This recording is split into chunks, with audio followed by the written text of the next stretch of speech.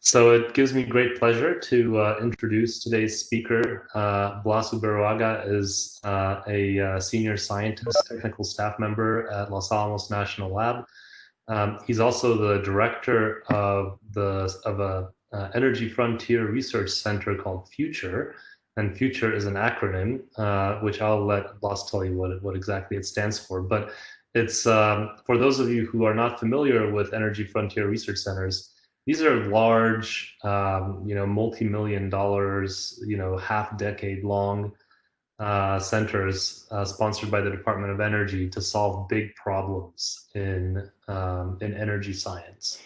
And so the center that Blas is leading is tackling one of the biggest problems in nuclear energy, which is corrosion, actually, and how radiation couples to corrosion.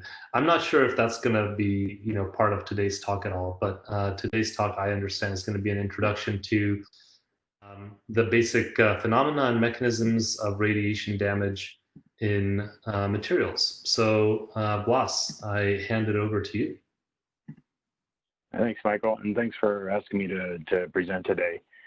So like Michael said, I'm a staff scientist at Los Alamos. I've been there about 20 years, which is probably about as long as most of you have been alive. And as Michael said, I lead this center that's focused on how radiation impacts corrosion. And not exactly nuclear materials per se, but on model systems that are meant to inform what would happen in real engineering alloys. Future stands for Fundamental Understanding of Transport Under Reactor Extremes, and is a collaboration between us, University of California, Berkeley, Pacific Northwest National Laboratory, Bowling Green State University, North Carolina State University, and University of Virginia. But as Michael said, today what I'm going to focus on is not so much that combined synergy between irradiation and corrosion, but rather just a high-level primer on radiation effects in materials from the perspective that many of you may not have been exposed to what radiation does to materials, and trying to give a high-level perspective without digging too much into the weeds of exactly what happens in materials when they're exposed to radiation. So, of course, we're interested in materials. My background is actually in physics, but my day-to-day work is in materials. And the reason that we, study materials is because they're everywhere. They essentially enable our way of life, the technologies that we use, but we often take those materials for granted. So, for example, when we're using our iPhone or working on our computer, we don't really appreciate all the materials engineering that's gone on to enable those kinds of devices.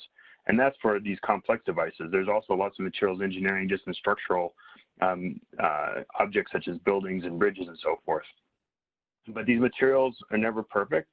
Often they fail in unexpected ways. And so one of the reasons we study materials is to understand exactly why they fail, what are the mechanisms by which they fail, and ultimately to develop new technologies, to discover new materials that have better functionality for applications that we're interested in. There's lots of different ways we can think about materials. This is a high-level classification that Professor Julie Tucker at Oregon State University used, and I thought it was an instructive way of thinking about materials. So we have metals, which we're all familiar with. These are good conductors of electricity and heat. They're lustrous to their appearance, but they have problems when we think about them in various contexts as application. They're susceptible to corrosion. And an obvious example of that would be rust on iron-based materials. They're strong, but they're also deformable, so they're relatively easy to change their shape depending on the kinds of stresses that are put onto them. Ceramics, on the other hand, are thermally and electrically insulating, so they're not good conductors, which in some cases is a positive. They make good thermal barrier coatings, for example. They're also resistant to high temperatures and harsh environments, in some cases more capably than metals are. They're very hard, but they're also brittle, so they can withstand damage, but once they do experience some threshold of damage, they break catastrophically, and you've all experienced that if you dropped a glass on your floor, for example. Polymers are very large molecules that are essentially compacted into a solid form. They're very low weight and low density, and they can be very extremely flexible, and plastics are one example of a polymer system. They're very adaptable, very formable, and so they're very easy to manipulate to make various shapes. More recently, there's been a lot of work on biomaterials. So these are materials that we might implant in the human body that are compatible with body tissues. Hip replacements, stents and hearts and things like this are examples of these. And then we have semiconductors, which is what all of our computer technology is based upon. So here, the electrical properties are somewhere in between conductors and insulators. And the advantage that they have, in particular for these computing applications, these circuit applications, is that the electronic properties can be precisely controlled through, for example, doping. And then there's composites. So these are amalgamations of these other kinds of materials that consist of more than one material type. And really the goal here is to design a material that displays a combination of the properties of each component. And fiberglass is one of those examples here. So we're trying to engineer materials that combine the best of both worlds and various other material types while minimizing their weaknesses. So one of the goals of material science then is to understand why these kinds of materials would fail in various circumstances, and also to choose the best materials for a given application. And the reason we're interested in materials failures is because it's often the materials that cause the catastrophic failure of even large systems. So this is one example. It's a Challenger disaster that happened back when I was a freshman in high school. And this is something that we were all watching live when it happened, of course, expecting a successful launch.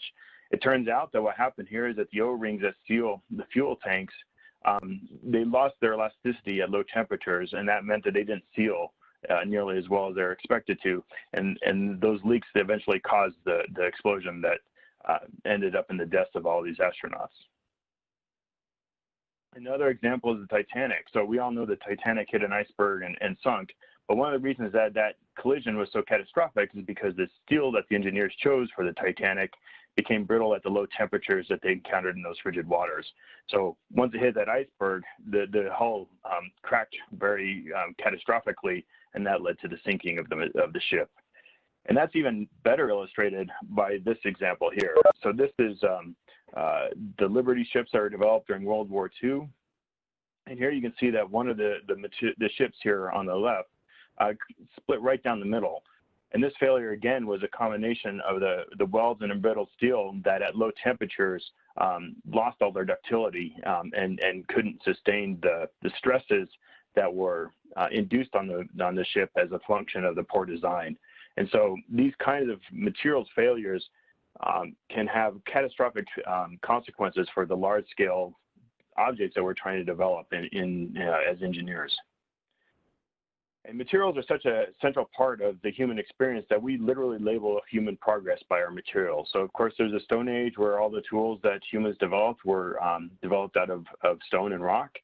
But then we learned how to manipulate metals and we're able to fabricate specific parts out of different kinds of metals. So we have the Bronze Age and then the Iron Age. But in the last 100 years or so, we've really accelerated the types of materials we're able to use to build buildings and to develop other devices. So for example, concrete and steel really led to the acceleration of large-scale cities and skyscrapers and so forth. We have plastics and silicon that define how we live today in a lot of ways through computer technology and the ubiquitous of plastic parts for various components. And then now we're moving in this realm of combining nanotechnology with biomaterials and composites to have even more functionalized materials. And this is essentially what the immediate future is going to hold for all of you guys. So from the context of what I care about, what I study, we want to design materials that help us better harness essentially the power of stars. So the sun and the stars are essentially gigantic nuclear reactors. They're gigantic fusion reactors specifically. And that nuclear energy is a promising source of green energy. So nuclear energy, of course, isn't a panacea for all of our energy woes, but there are certainly issues related to radioactive waste and so forth. But in terms of climate change and the emission of greenhouse gases, nuclear energy is a very clean energy source. And it also has the benefit that it's a demonstrated technology that we can use to generate energy.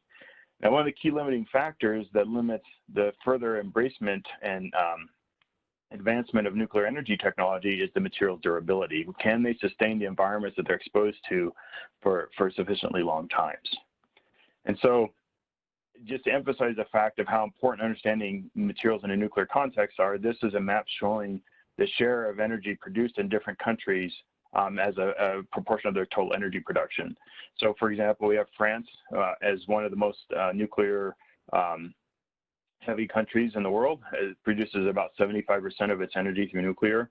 And the United States is in the lower range of nuclear producing countries. We produce about 20% of our electricity through nuclear.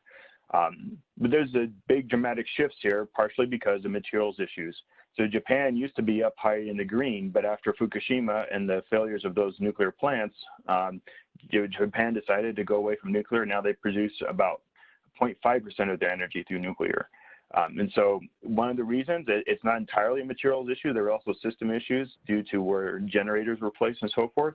But part of it's the fact that once the material became oxidized, it released all this steam and hydrogen, and that's what blew up, caused the actual explosions that people saw on television. So again, a materials issue related to oxidation and corrosion. If we think about the basics of a nuclear reactor, conceptually, it's not a very complex thing. So we have our core that's enclosed in what we call a reactor pressure vessel. The core is where the actual uranium fuel is held in most reactors, and most reactors are based on uranium fuel.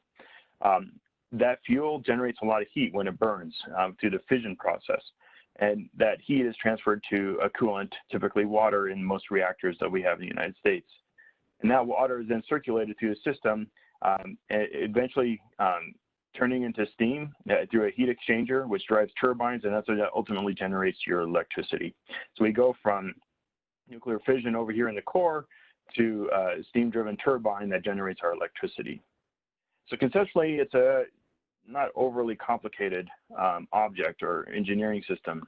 But when we think about the materials that go into this, it's a very complex amalgamation of materials. So again, in the core, we have our fuel, uranium oxide, a ceramic, and it's placed in these metal tubes called cladding that is, they're essentially advanced zirconium alloys. And then all around it, we have all these structural parts that are based on various kinds of steels. So high-strength steels like A286 and X750 are at the core here.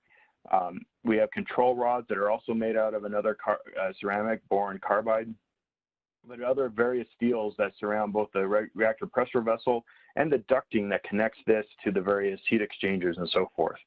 All these steels are different because they have slightly different properties. Some are stronger, some are more corrosion resistant. So there's a lot of thought going into which one of these steels is going to be best for which component of it. So it's a very complex set of materials that have been engineered over time to try and best fit the environment here. At the same time, each one of these steels is itself a very complex material system. So this is the chemical composition of the A286 steel. It's primarily iron, but there's also a lot of other elements. There's a lot of chromium and nickel, for example, titanium, molybdenum, manganese, and silicon, and then several other trace elements. Again, these are all chosen to optimize the properties for a very specific condition, to convey either strength or corrosion resistance or some combination of the two, some compromise between the two. It's very challenging to optimize a material that has the best properties for all possible scenarios. So often there's compromises made. Now in the reactor, as the fuel is burning, lots of different types of radiation are created.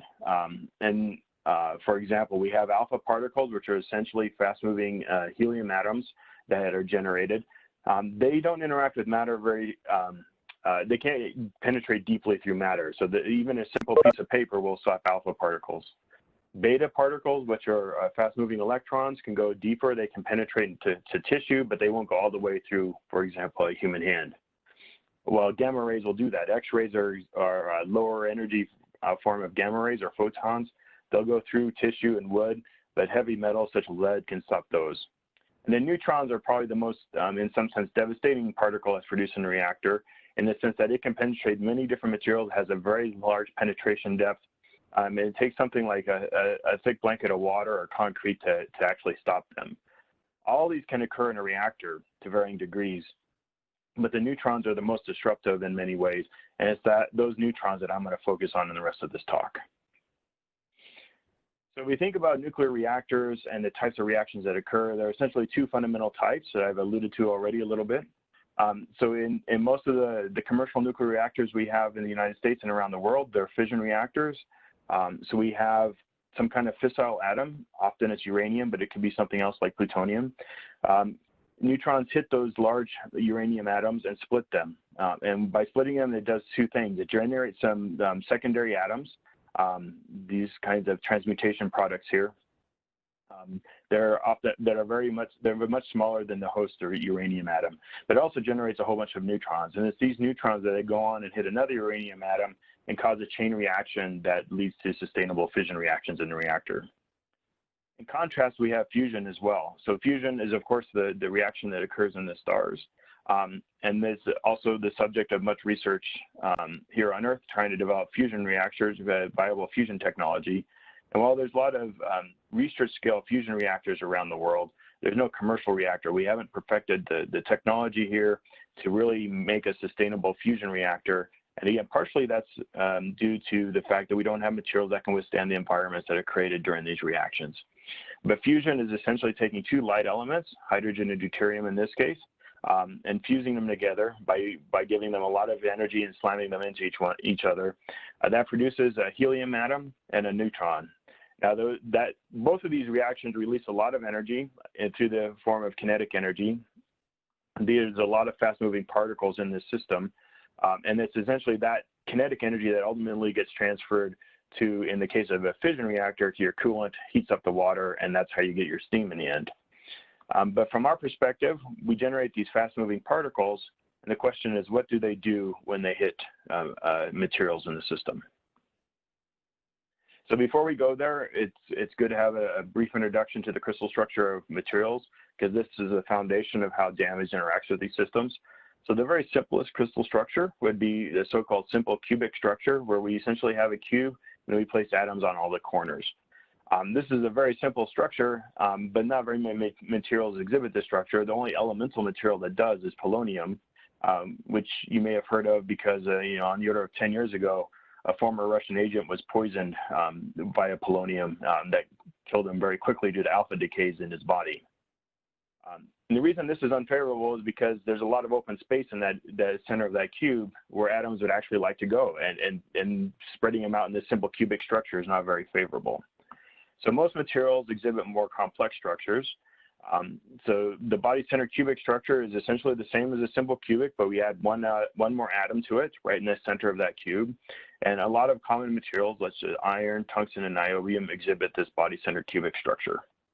Alternatively, we can put those extra atoms on the faces of the cube and get something we call face-centered cubic structure. And a lot of our noble metals, such as gold and silver, exhibit this structure, and so do things like copper and nickel. But it's not just these simple metals that have nice ordered crystalline structures. Pretty much everything that we have, at least at ambient conditions, except for polymeric systems, for example, exhibit some kind of ordered structure. So this is a whole bunch of examples of ceramic systems, rock salt, spinel, fluorite, bixbyite, pyrochloroperovskite, that all exhibit very nice ordered structures, but they're much more complex than the simple structures that these simple metals exhibit. And some of these are very common. So things like spinel. Spinel is a gemstone that's used, actually the crown jewels in Britain. The main gem, which everyone has always assumed was a ruby, is actually a spinel. So the point here is that most materials, most crystalline solids, the atoms are arranged in a very orderly way, and it's this ordered lattice, this sort of bowling pin, nicely ordered arrangement that these fast-moving particles are going to interact with. So let's imagine we're in a reactor and we look into the heart of it. We're going to dive into the cooling pond and go right into the heart of the reactor and see what those kind of fast-moving particles are going to do to the materials that make up the core of the reactor. So we dive into the core of the reactor, and here's our atomic lattice. And now some fast-moving particle, a neutron or some other byproduct, comes in and slams into the atoms. And what happens is it essentially knocks those atoms off their lattice site. Many of them are going to return to some other lattice site, but many of them won't. And so we get a very destructive, damaged structure And it's this damage structure that then is the foundation of what happens to the material as it exists or as it thrives in this irradiation environment. So all that damage is occurring at the atomic scale, but it has consequences at the macroscopic human scale. So this is a schematic of those fuel rods. Again, we have maybe a zirconium clad with our uranium fuel buried inside of it, and it gets getting bombarded by neutrons. And it's been observed that as a consequence of this, over time, these things actually start to grow. The physical dimensions of these rods get larger. And that's illustrated here in this example by Frank Gardner. So this is a bundle of fuel rods that have been exposed to radiation. And you can see that they're no longer uniform in size, in height or anything. Their sizes, their volumes have changed. And this is a big problem because if you have a bundle of fuel rods like this, as they're fabricated, it's very easy to swap them out because they just slide in and out of that bundle. But now that they've grown and swollen like this, it's really hard to replace fuel rods because they're crammed in against these other guys. They're taking more space than they did, and that empty space that would allow you to take one out is gone now. And there's other consequences of this radiation that I'll get to in a little while. But really the point here is that these macroscopic changes arise originally from those atomistic events of that fast-moving particle slamming into the atomic lattice of the material. So we back up a second and revisit that damage event just a little bit more detail. So again, we have our fast-moving particle, here the small red thing, which is meant to represent, for example, a neutron. It slams into our material and creates what we call a collision cascade. So this is a whole bunch of atoms that it's knocked off their lattice because of this energetic collision. You can view this as almost like a bowling ball hitting your bowling pins. The only difference is that it's got all these other atoms around it, and so that has some restoring force to try and push these things back into their lattice sites. And so it does that, but it's not perfect. There's always some residual damage. There are what we call vacancies. These are deep atoms sites where there used to be an atom, but there no longer is, an empty hole in the lattice. And interstitials, this is an extra atom shoved into the lattice in a place where there wasn't an atom before. So you can see that typically in a damage scenario, we create both of these at the same time. The interstitial is created by taking an atom from the lattice and putting it into a place it didn't want to be, and that leaves behind a vacancy. Now, whether the material survives or falls apart due to these damage collisions is really a consequence of the fate of these defects. So we really need to understand what happens to these defects after they're made in the material to understand how the material is going to respond to the damage event. So again, we have our damage after the damage event, and there's fundamentally two different kinds of things that can happen. So if we're lucky, the interstitial will find a vacancy and essentially push itself into that hole, leaving behind a structure that's more or less what we started with, a perfect crystal lattice that has no defects. If this can happen, if the interstitials and the vacancies can recombine like this, we get a healing into the lattice, and essentially the damage has been annealed out, and the material is more or less back to where it was before we started the damage. However, just as likely is the fact that interstitials might find other interstitials, and leading to larger and larger aggregates of interstitial clusters, larger and larger defects in the system. And the same thing can happen with vacancies. They can find other vacancy clusters and lead to what we call a small void, small empty holes in the lattice that are larger than a single atom. These are starting to grow and become truly large-sized nanometer or larger-sized voids in the crystal lattice. Now, these defects, as they aggregate and grow, these are essential irreversible damage to the material. You can anneal them out through post-treatment conditions, raising the temperature, for example, but in service, it's very challenging to get rid of these defects. So if these form, these are going to be the things that lead to failure of the material. So whether we have the recombination or the aggregation depends a lot on how these things can move through the lattice. Now, if we think about how defects move in the lattice, it's related to how atoms move around. And so for a vacancy, for example, schematically, it's a relatively simple process where an atom moves from one lattice site and fills the hole where the vacancy is. And then that consequence of this is that the vacancy is moved over one lattice site.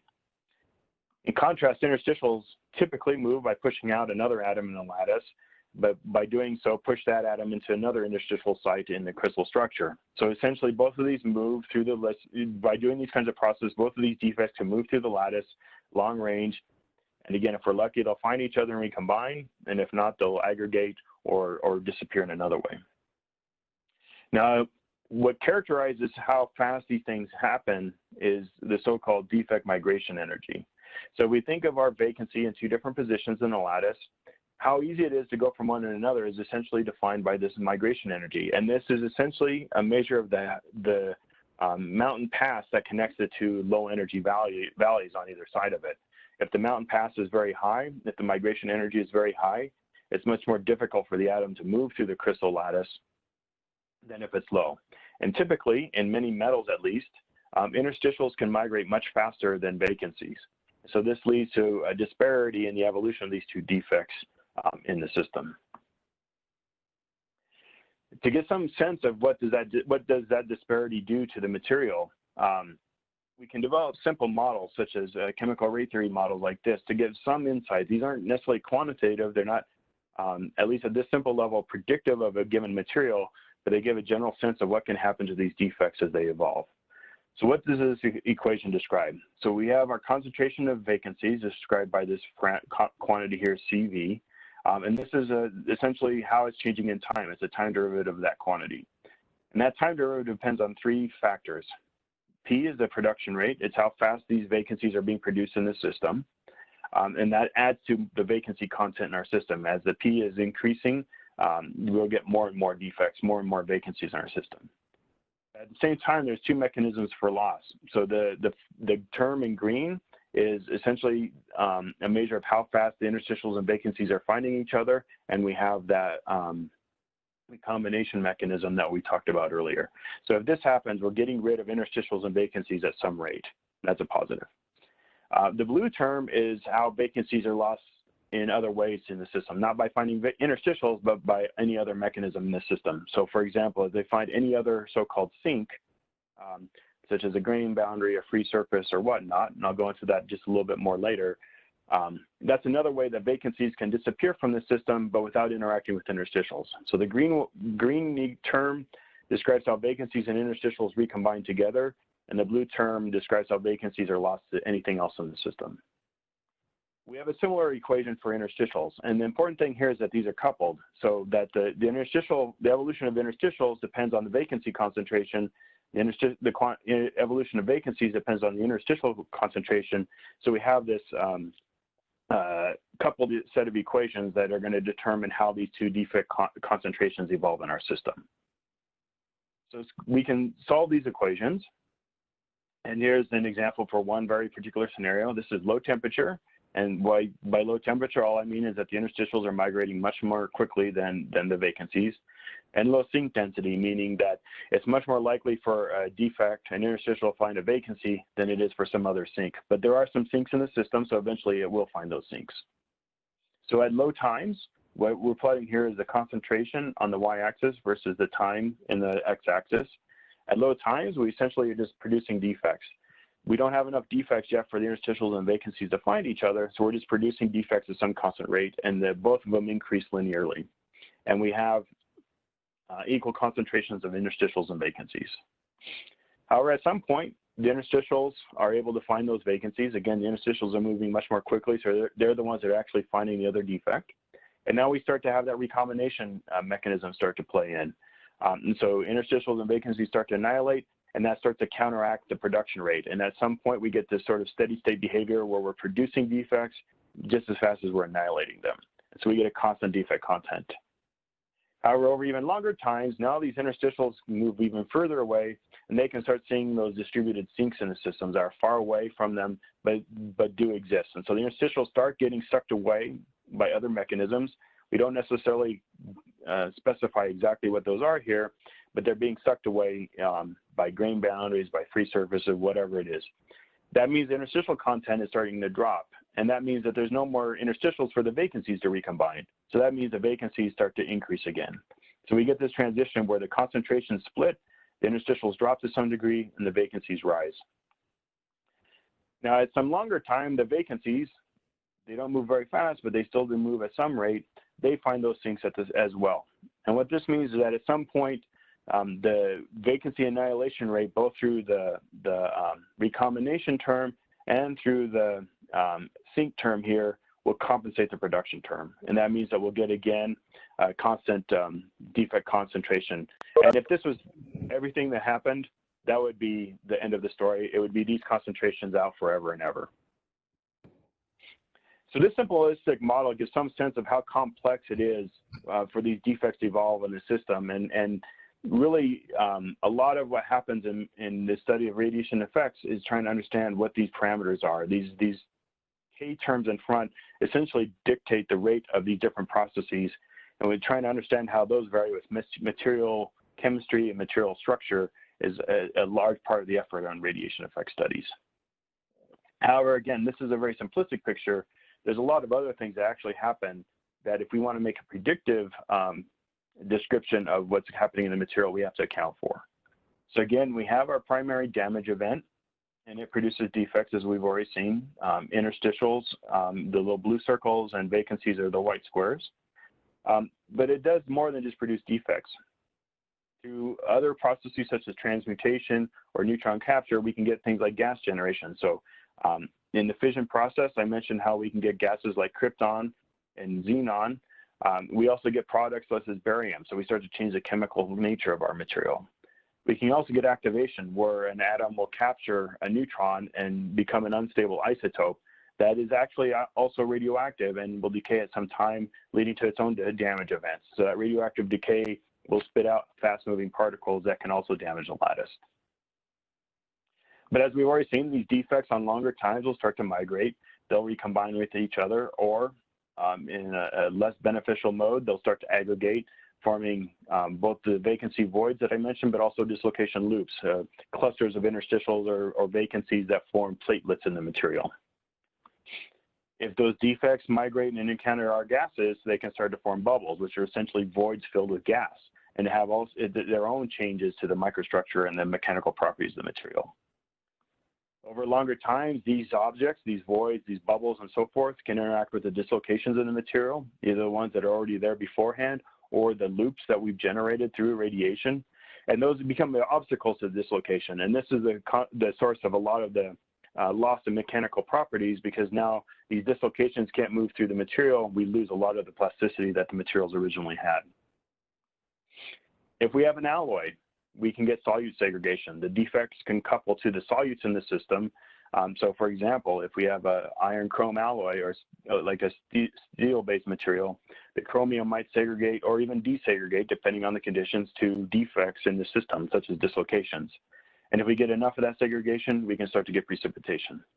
We can get new phases that form in the material that we didn't have in the as synthesized material. All of this can interact with the pre-existing microstructure, such as grain boundaries. So we can get segregation to grain boundaries, we can get bubble formation at grain boundaries, but the grain boundaries can also be places where the interstitial and vacancies can be annihilated. They can act as sinks that can eliminate some of the defect content. So things like dislocations and grain boundaries can have both a positive and negative effect on the damage evolution. They're places where segregation and defects want to nucleate, but they're also places where defects can annihilate at a faster rate than they would in the bulk. And then finally, if we think about the next cascade event, it's going to interact with all the stuff that's happened here. So if it hits a bubble, for example, it might break up that bubble or precipitate, or if it interacts with the grain boundaries or the dislocations, it's going to change. There's a synergy between the damage event and the microstructure that we have. And so when we think about how this all happens, we can't think about it as a one pass here. We have to think about the feedback between the cascade and the resulting damage structure. Another way to look at this is in terms of the time and length scales. So radiation damage is truly a multi-scale problem where we think about events that occur at the atomic scale over very short times, but have consequences over human scales over decades or even longer. So for example, our damage production occurs at the atomic scale, as we've already seen, on very short timescales of picoseconds to maybe nanoseconds. Gas generation is a similar time and length scale, as it's produced often through these same kind of damage processes. But over longer time and length scales, we start to get these defects moving, they recombine and they cluster. This happens over nanometer, maybe micron scales, over nanoseconds and microseconds. And the same thing is true for gas diffusion. These are happening on similar time scales, again, because the gas is moving through the defects that are produced during the radiation. On longer time scales, the defects can push the solutes around, push them to dislocations in grain boundaries, cause that solute redistribution. And we can also get longer range defect transport and where the annihilation at sinks might occur. Again, this is a longer time and length scale because the defects have to migrate typically further to get to those sinks than they would to find other defects. On even longer time and length scales, we can get radiation-enhanced diffusion, and if we get enough segregation, we can get precipitation. This is a longer-term process because we have to pull more and more solutes together. That just takes longer to do. And throughout this whole process, we're always getting local changes in the microstructure, in the chemistry. We're getting the nucleation and growth of these loops and voids. And so throughout this whole process, over all time and length scales, we're getting these local changes to the structure and chemistry of the material. Now, importantly, as I mentioned before, as this microstructure and chemistry is evolving, that changes how these defects are evolving that are produced during the collision cascade. So there, in the original material, you have a pristine single crystal lattice. Maybe as you produce these defects and they form these voids and these loops, now those change how those defects will move in the system. And at the same time, the real challenge here is that all of this depends on the radiation conditions and the materials properties of the system you're looking at. If you change the radiation conditions such that you're producing defects faster, all these time scales shift. If you change the microstructure of your material, such your grain boundaries maybe are closer together, you have smaller grains, well then the ability to find sinks becomes a much more important factor in the evolution of the material. So really building models to try and understand the evolution of these materials is very complex because it's very system dependent and condition dependent. So let me start to wrap up by looking at why do we care about all this? Well, part of the reason is because, again, we have these macroscopic consequences of radiation damage that change how our systems operate when they're exposed to these environments. We've already seen how the fuel bundles can swell, leading to these macroscopic changes in dimension, but there's a lot of other consequences. We can get fracture and cracking. So this is an example of a baffle bolt, which when it was exposed to radiation in a corrosive environment, the head essentially cracked off of the shaft, and this leads to failure of the system. We can get embrittlement. By creating all those obstacles for our dislocations, we lose the plasticity that metals often have, and this can lead to metals exhibiting brittle behavior like a ceramic would and just cracking catastrophically. We can get radiation desegregation. So here we're seeing that elements in the system are being redistributed by the radiation and being forced to segregate to, for example, grain boundaries. The line that we see here for chromium, the dark red line, is chromium going towards a grain boundary, when in the original material it would have been very uniformly distributed. And this leads to changes such as the corrosion resistance of the material or the brittle properties of the material, because now we don't have that uniform chemistry that we engineered in the beginning. Related to embrittlement, we can get further loss of ductility that can lead to cracks as we have exposed the material to stresses. We can get a radiation creep that accelerates the deformation of these materials. We can also get changes on the surface. So this is an example of tungsten that's exposed to a plasma as it would encounter in a fusion reactor. And what people see is that the surface morphology changes completely. Where we started off with a nice flat surface, now we get these nanoscale tendrils of tungsten that can extend for microns. And this is detrimental because these things can break off and go into the plasma and disrupt the properties of your plasma. In some materials, such as the many ceramics or some intermetallic compounds, we can get amorphization. So that nice ordered arrangement of atoms that we started off with, the damage can disrupt and create effectively an amorphous or random structure. And that has consequences for the mechanical properties of these materials, the thermal conductivity, and so forth. And so it leads to detrimental performance evolution as well. And then finally, as I noted, in some cases, we can get activation of the material. So atoms can capture neutrons, they become radioactive, and that leads to challenges both in characterization. We can't do our standard characterization techniques because the material is too hot for our laboratories. and or it becomes a challenge to dispose of these materials because now they have this residual radioactivity associated with them. As a dramatic example of these consequences, this is an example that I got from Roger Stoller of Oak Ridge National Laboratory. So this is a reactor pressure vessel. It's an 800-ton steel component, and its fracture toughness was severely degraded when it was under radiation. And when they did further analysis, Mike Miller at Oak Ridge also did atom probe tomography to look at the atomic structure of these materials after they're in service. What they found is that essentially they're getting nanoscale precipitates. In this particular case, they're highlighting how copper and manganese form these little clusters in the material. It's these little clusters, these changes of chemistry on the nanoscale that led to the degradation of the fracture toughness of this 800-ton component. So really, the point here is that it's these atomic scale mechanisms and changes in the structure that lead to macroscopic consequences for the properties of these materials. Now, most of what I've talked about here is fairly generic in terms of the damaged processes. That these are fairly agnostic to most crystalline materials, and particularly metals. So we get in metals these changes in mechanical properties, we get these dimensional changes, and most of what I talked about sort of applies to those kinds of scenarios. But if we think about other materials classes, there can be further effects that must be considered. So in ceramics, we can often get electronic excitation because they're insulators, they have a band gap, and that means that we can excite electrons from the valence band to the conduction band, and that changes how the damage evolves in the material. We can get charge defects, so we can get electrostatic effects in the material. Ceramics tend to be more susceptible to morphization in many cases than metals. And we can also get changes in electronic properties, such as the insulating nature of the material, which may be detrimental in some cases. And in polymers, because the polymers are comprised of these long molecules, the damage can change the bonding in those. They can either break bonds or force the formation of new kinds of bonds, fundamentally changing the bonding network, which is the foundation of the properties of the polymers. You can also get the evolution of things like hydrogen gas that might outgas the material. And ultimately, all of these things, again, lead to the degradation of the mechanical properties of the material. So I just want to end with a couple of points on sort of some grand challenges in trying to understand radiation effects of materials, just to give you a sense of some of the difficulties in trying to study these systems. So one of those is the time scale. If we think about waste forms, so waste forms are materials that are meant to encapsulate nuclear waste and let us store them semi-benignly for long times.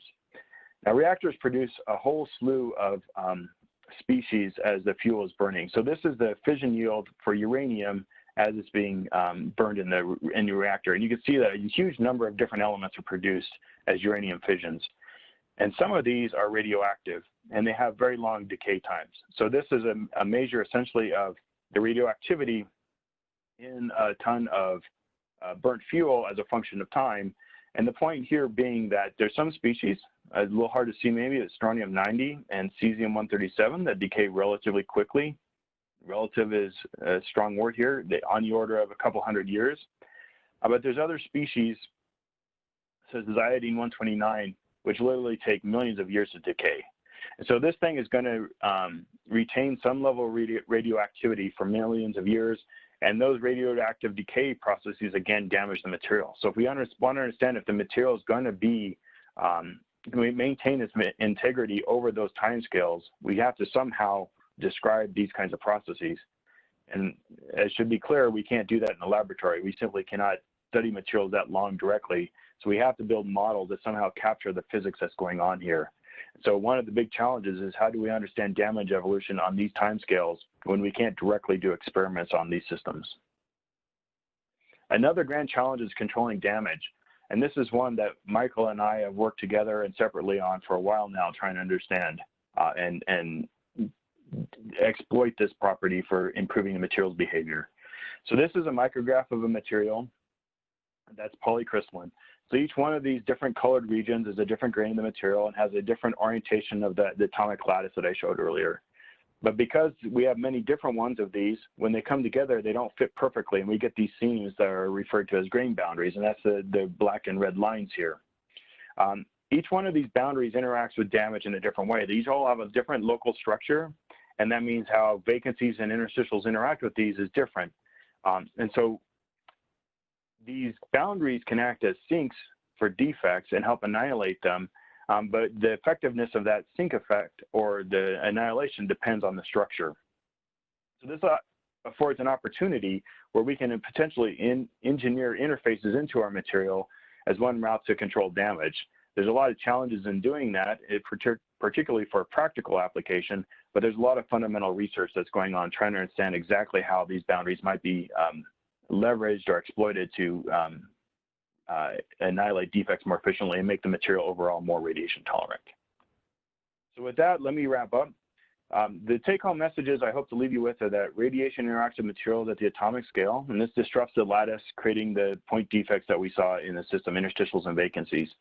But importantly, those defects evolve over long time and length scales, and they ultimately change the macroscopic properties of the material. And these have real consequences for engineering level systems. By understanding damage evolution in these materials, we can enable safer reactors and hopefully better materials for future reactors to make them both more safe, improve their safety, and make them more efficient. And I should note that radiation damage isn't limited to just nuclear systems. Space satellite systems experience radiation damage. There's lots of other environments where radiation damage is an important problem. It's just that reactors is the one that we focused on in our work. So let me just end with this last slide. For those of you who are interested in learning more about radiation effects and the complexities and the nuances, these are some resources. Gary Wass has a textbook that's in its second edition that goes through a lot of the effects of radiation effects. There's this comprehensive nuclear materials, which pulls together experts from all around the world that wrote different chapters here, and so it's very comprehensive in terms of the subjects that it teaches in terms of radiation effects and nuclear materials. And then Donald Olander at Berkeley has an older textbook that really goes into some of the foundations of how the fuel evolves in these systems when they're exposed to radiation. And with that, thank you for your attention. I'm happy to answer any questions, or people are welcome to contact me via email if they have any follow-up discussion they'd like to have. Thank you.